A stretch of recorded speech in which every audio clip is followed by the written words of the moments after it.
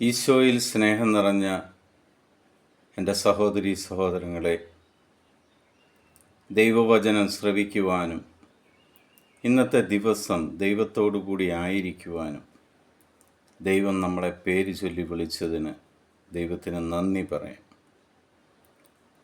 ഇന്ന് നമ്മൾ ശ്രവിക്കുന്ന തിരുവചന ഭാഗം എസെക്കിയേലിൻ്റെ പുസ്തകം 43 അധ്യായം 4 തിരുവചനം.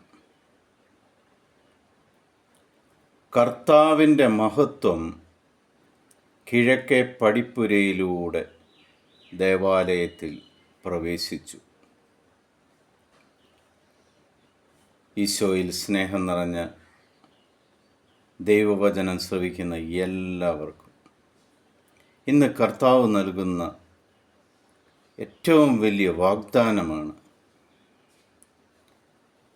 കർത്താവിൻ്റെ മഹത്വം ഇന്ന് നിന്റെ ഭവനത്തിൽ പ്രവേശിക്കും.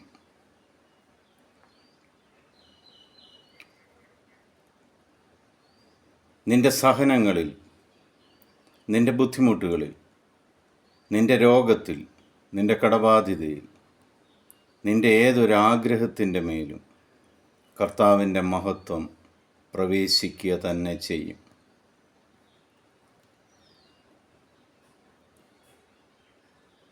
അവിടെ കർത്താവ് വീണ്ടും പറയുന്നുണ്ട്, മക്കളുടെ ഇടയിൽ ഞാൻ നിത്യമായി വസിക്കുന്ന ഇടവും ഇതാണ്. കർത്താവിൻ്റെ മഹത്വം നിന്റെ ഭവനത്തിലേക്ക് കടന്നു വന്നു കഴിഞ്ഞാൽ മക്കളായ നിങ്ങളുടെ ഇടയിലും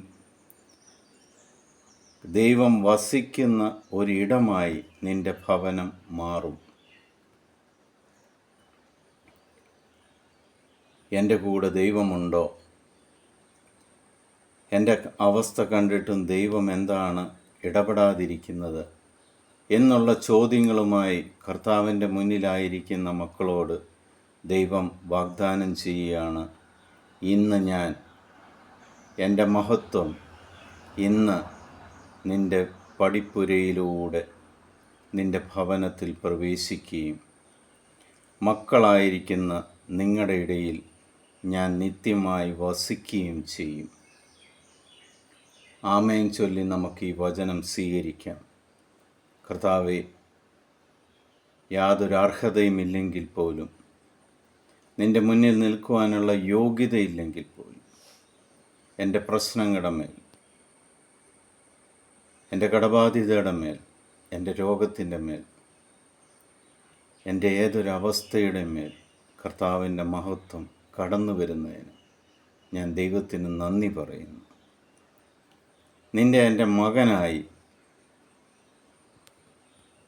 മകളായി എന്നെ സ്വീകരിക്കുന്നതിന്, എൻ്റെ ഭവനത്തിൽ നിൻ്റെ സിംഹാസനം വയ്ക്കുന്നതിന്, സിംഹാസനാരൂഢനായി നീ എൻ്റെ ഭവനത്തിലായിരിക്കുന്നതിന് ദൈവമേ, നിനക്ക് ഞാൻ കോടാനുകോടി നന്ദി അർപ്പിക്കുന്നു. ഈശോയെ, പിതാവായ ദൈവത്തിന് മഹത്വമുണ്ടാകുവാൻ ദൈവവചനത്തിലൂടെ ഈ ഭവനം അനുഗ്രഹിക്കപ്പെടുവാൻ അങ്ങ് ഈ ഓരോ ഭവനങ്ങളിലേക്കും ഓരോ വ്യക്തികളിലേക്കും അങ്ങയുടെ മഹത്വം കടന്നു ചെന്ന് അവരുടെ പ്രയാസങ്ങളെയും ബുദ്ധിമുട്ടുകളെയും എടുത്തു മാറ്റി അവൻ്റെ വിശ്വാസം വർദ്ധിപ്പിക്കുവാൻ കർത്താവെ, ഇന്ന് നീ ഇടപെടുന്നതിനെ ഓർത്ത് ഞങ്ങൾ നിനക്ക് നന്ദി പറയുന്നു. ഉറച്ചു വിശ്വസിക്കുക, ഇന്ന് കർത്താവിൻ്റെ മഹത്വം നിൻ്റെ ഭവനത്തിൻ്റെ മേലും നിൻ്റെ മേലും കടന്നു വരും, പ്രവേശിക്കുക തന്നെ ചെയ്യുമെന്ന് ഉറച്ചു വിശ്വസിക്കുക. എന്നെ ഒരു മകനായി, മകളായി കർത്താവ് ഇന്ന് ഏറ്റെടുക്കുകയും എൻ്റെ വീട്ടിൽ ദൈവിക സിംഹാസനം സ്ഥാപിച്ച് കർത്താവ് അവിടെ വസിക്കുകയും ചെയ്യും എന്ന് ഉറച്ചു വിശ്വസിക്കുക. പിതാവായ ദൈവത്തിൻ്റെയും പുത്രനായ യേശുക്രിസ്തുവിൻ്റെയും പരിശുദ്ധാത്മാവിൻ്റെയും അനുഗ്രഹം എപ്പോഴും നിങ്ങളുടെ കൂടെ ഉണ്ടായിരിക്കട്ടെ. ഈശോ മിശിഹായ്ക്ക് സ്തുതിയായിരിക്കട്ടെ.